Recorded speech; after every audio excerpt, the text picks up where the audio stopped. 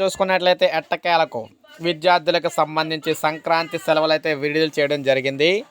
రాష్ట్ర ప్రభుత్వం సంక్రాంతి సెలవులు విడుదల చేస్తూ కీలక ప్రకటన అయితే జారీ చేసింది.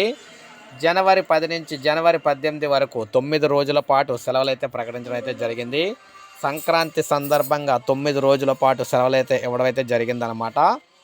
9 రోజుల పాటు విద్యార్థులందరికీ కూడా ఈ సెలవులు అయితే ఇవ్వడం అయితే చేశారు.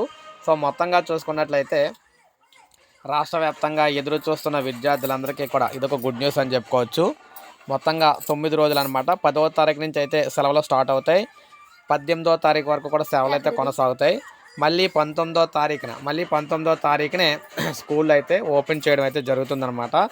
అప్పుడు వరకు ఎటువంటి స్కూల్ అయితే ఉండవని చెప్పేసి చెప్తున్నారు. అంటే దాదాపు మనకి 9 రోజుల పాటు విద్యార్థులందరూ కూడా సెలవులు అయితే ఉంటాయని చెప్పేసి మనకైతే అర్థమవుతూ ఉంది.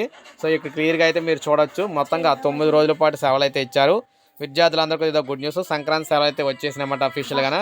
సో ఇది అప్డేట్. ఒక లైక్ చేయండి, సబ్స్క్రైబ్ చేసుకోండి, మన ఛానల్ సబ్స్క్రైబ్ చేసుకోండి.